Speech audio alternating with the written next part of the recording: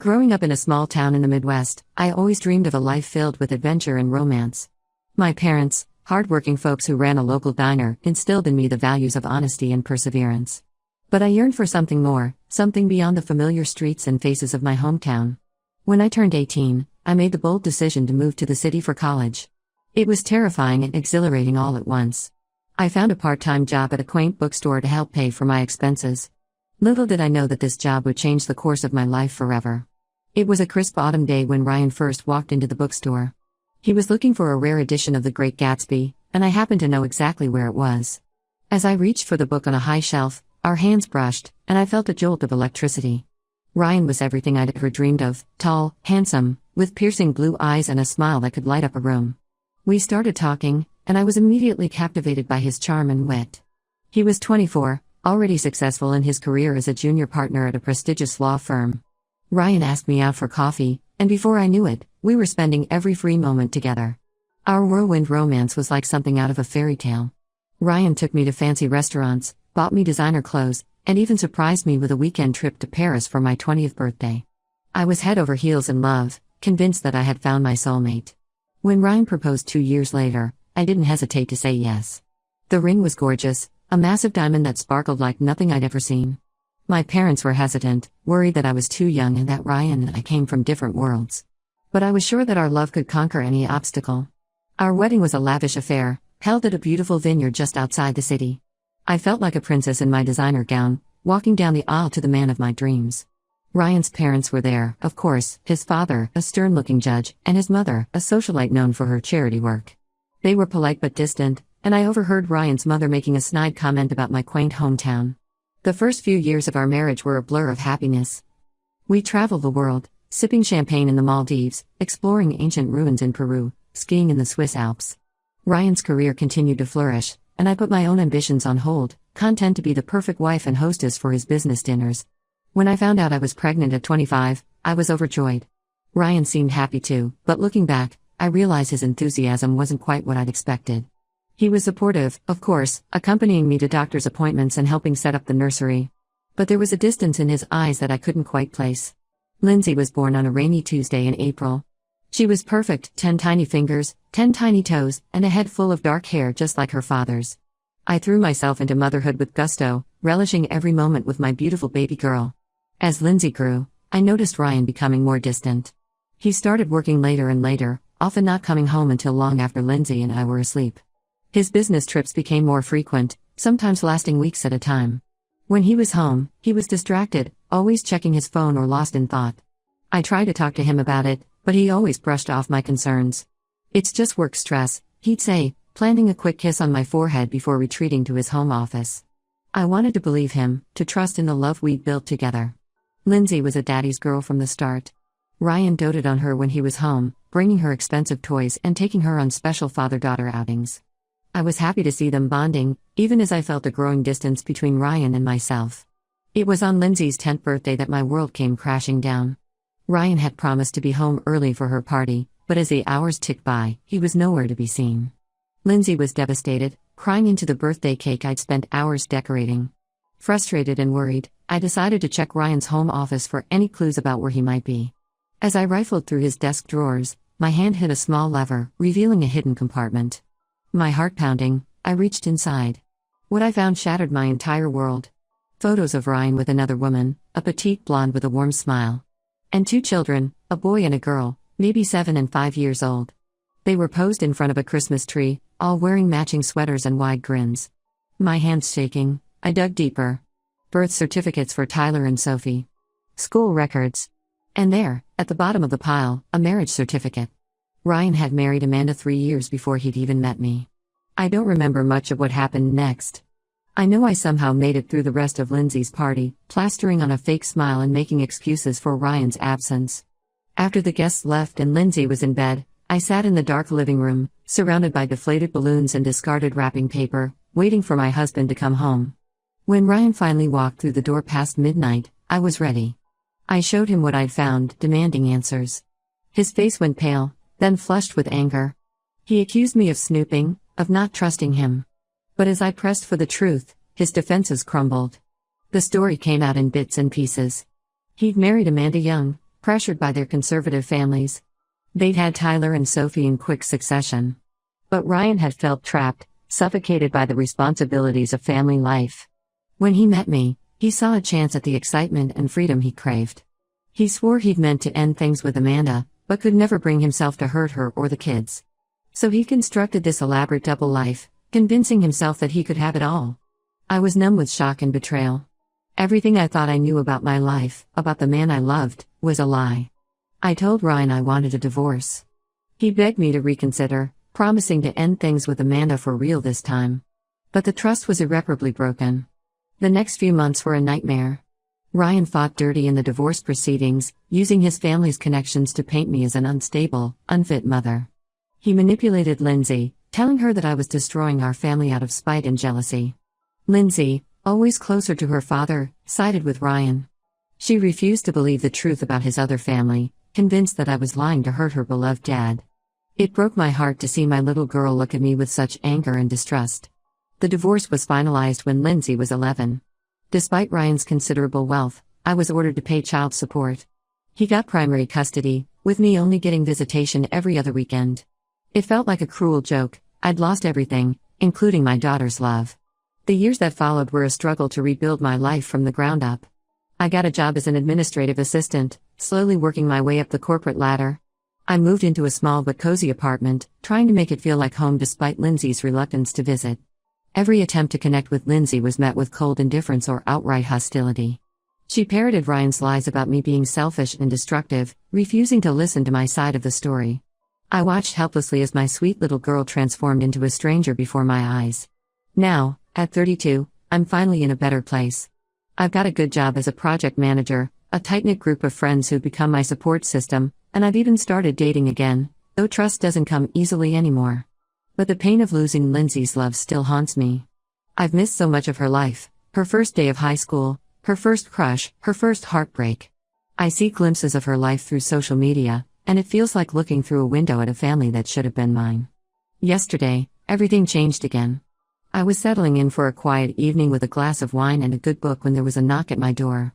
I opened it to find Lindsay standing there, looking upset and conflicted. Confused but hopeful, I invited her in, my heart racing with a mixture of joy and apprehension. Little did I know, this unexpected visit was about to turn both our worlds upside down once again. Update 1 As Lindsay stepped into my apartment, I couldn't help but notice how much she'd grown. At 16, she was nearly as tall as me, with Ryan's dark hair and my green eyes. She looked around nervously, taking in the space that should have been familiar but was now foreign to her. I offered her a seat on the couch, my mind racing with questions. Why was she here? What had happened? As I handed her a glass of water, I noticed her hands were shaking slightly. "Mom," she began, her voice barely above a whisper, I need to talk to you about something." I sat down beside her, careful to maintain some distance. "Of course, sweetheart. You can tell me anything." Lindsay took a deep breath, then the words came tumbling out in a rush. "I found out about Dad's other family. Tyler and Sophie. And Amanda. It's all true, isn't it?" My heart sank and soared simultaneously. The truth was finally out, but at what cost to my daughter? "Yes, Lindsay. It's true. I'm so sorry you had to find out like this." Tears welled up in Lindsay's eyes. "I feel so stupid. All these years, I thought. I believed." She broke down, sobs racking her body. Instinctively, I moved to hug her, but she flinched away. The gesture hurt, but I understood. There was too much history, too much pain between us. As Lindsay calmed down, she explained how she discovered the truth. She'd been using Ryan's laptop to work on a school project when a notification popped up, a text message from Amanda.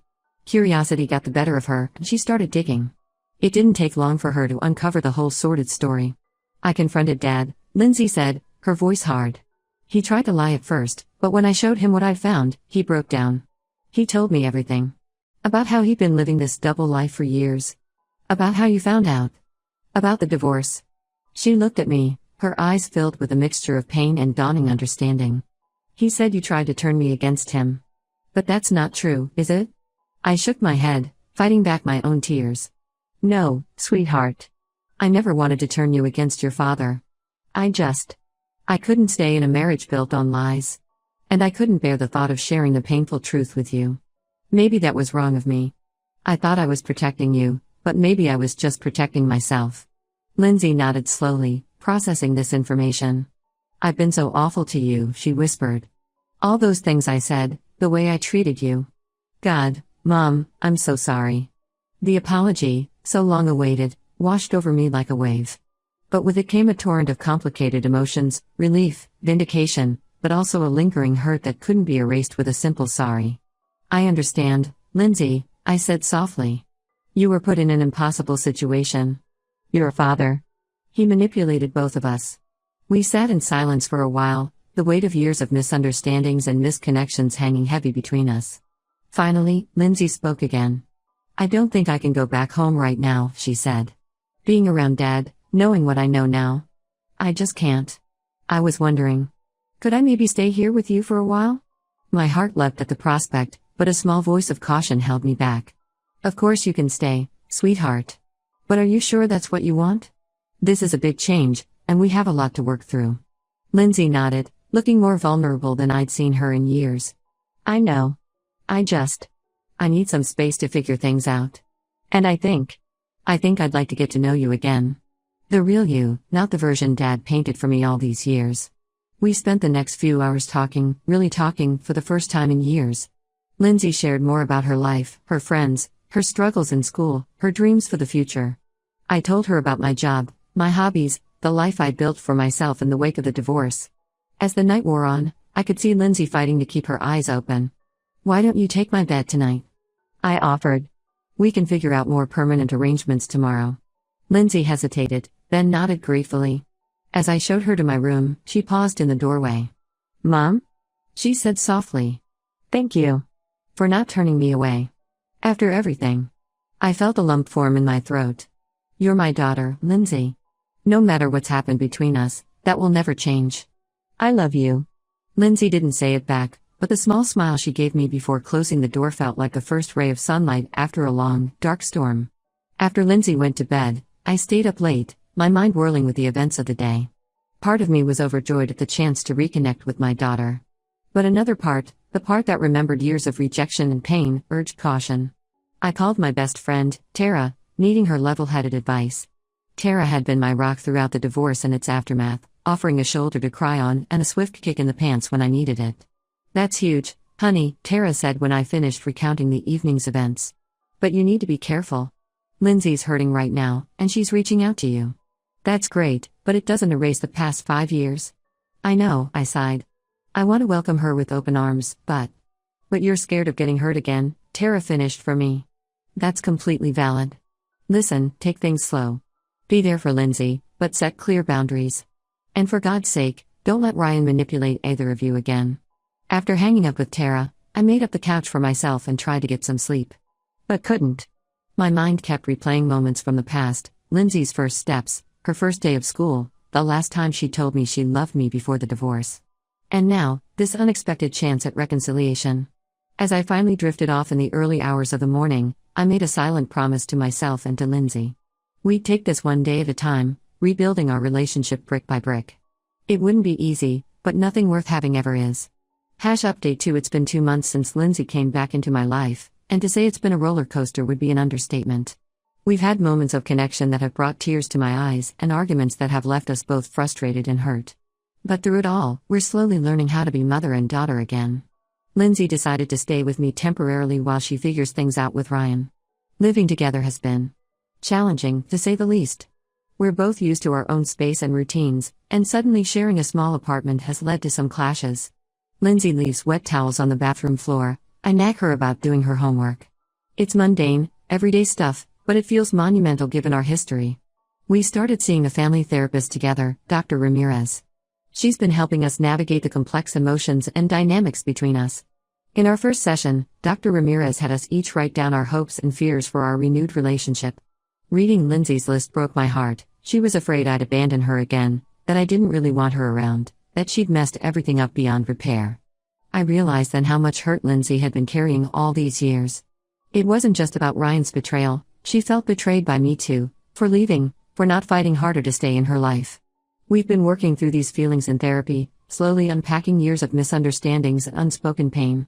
There have been bright spots amidst the difficult conversations. We've started having movie nights on Fridays, taking turns picking the film. Lindsay introduced me to some of her favorite YouTubers, and I've shared my love of classic literature with her. We even tried cooking dinner together last week. It was a disaster that ended with us ordering pizza, but we laughed more than we had in years. Ryan, unsurprisingly, isn't taking this new arrangement well. He's been calling and texting Lindsay constantly, alternating between guilt-tripping her and making grand promises about how things will be different. I've had to resist the urge to interfere, reminding myself that Lindsay needs to navigate this relationship on her own terms. Last week, things came to a head when Ryan showed up at my apartment unannounced. I was in the middle of helping Lindsay with her math homework when the doorbell rang. Opening the door, I was hit by the smell of alcohol before I even registered Ryan's disheveled appearance. "Where's my daughter?" he slurred, trying to push past me into the apartment. I stood my ground. "Ryan, you're drunk. This isn't the time or place for this. Go home." He became belligerent, shouting about how I'd turned Lindsay against him, how I'd ruined his life. I threatened to call the police if he didn't leave. That's when Lindsay came out of her room, drawn by the commotion. Seeing her, Ryan's demeanor changed instantly. "Princess," he said, his voice softening. "Come on, let's go home. You don't belong here." I watched, heart in my throat, as Lindsay approached her father. But instead of going to him, she stood beside me. "Dad," she said, her voice steady despite the slight tremor in her hands, "you need to leave. We can talk when you're sober, but not like this." The look of betrayal on Ryan's face was almost pitiful. He opened his mouth as if to argue, then seemed to deflate. Without another word, he turned and stumbled back to his car. After we were sure he'd driven away, I called him a cab, not willing to risk him driving in that state. Lindsay and I sat on the couch in stunned silence. Finally, Lindsay spoke. "I'm sorry," she whispered. "I never realized. Was he always like this?" I shook my head. "No, sweetheart. Your father. He's got his demons, but this isn't like him. I think he's struggling with everything that's happened." Lindsay nodded slowly. "Mom?" she said after a moment. "Thank you. For not badmouthing Dad, even after everything. And for being here." We stayed up late that night, talking about things we'd never discussed before. I shared stories about the early days of my relationship with Ryan, the good and the bad. The red flags I'd ignored, the way he'd slowly isolated me from my friends and family. Lindsay listened intently, drawing parallels to her own experiences with her father. As we talked, I realized how much healing I still had to do. I'd spent so long focusing on Lindsay's pain that I hadn't fully processed my own. The next day, I called Dr. Ramirez and set up some individual therapy sessions for myself. Yesterday, we had a breakthrough in our family therapy session. Lindsay opened up about feeling torn between her love for Ryan and her anger at his betrayal. "I feel like I have to choose," she said, tears streaming down her face. "Between you and Dad. Between the life I had and whatever this new life is supposed to be." Dr. Ramirez gently pointed out that it didn't have to be an either/or situation. That it was okay to love both her parents while also being angry and hurt. That healing wasn't a linear process, and it was okay to have conflicting emotions. For the first time, Lindsay also acknowledged the harm she'd caused me by siding with Ryan all these years. "I was so cruel to you," she said, meeting my eyes. "I said horrible things, blamed you for everything. How can you even stand to be around me?" I took her hand, my own vision blurring with tears. "Because you're my daughter," I said simply. "And I love you. Always have, always will. We're taking things day by day, but I'm cautiously optimistic about our future." Lindsay and I are both learning to set boundaries, communicate more openly, and forgive, both each other and ourselves. It's not easy, and I know we have a long road ahead of us. But for the first time in years, I feel like we're walking that road together. Update 3. It's been 6 months since my last update, and I'm happy to report that things have continued to improve between Lindsay and me. We've settled into a comfortable routine, and our relationship feels stronger than ever. Lindsay decided to stay living with me permanently. It wasn't an easy decision for her, and it led to some tense conversations with Ryan. But ultimately, she felt it was the best choice for her mental health and our healing relationship. We spent a weekend redecorating her room, turning it from a temporary crash pad into a space that truly reflects the young woman she's becoming. It was a bonding experience, filled with laughter and a few happy tears as we reminisced over old photos and mementos. Ryan has finally backed off, realizing that his manipulative tactics weren't working anymore. According to Lindsay, he's started therapy himself, which we both cautiously see as a positive step. They're slowly rebuilding their relationship, but on Lindsay's terms this time. She sees him for dinner once a week, and they're talking about maybe taking a short father-daughter trip over the summer.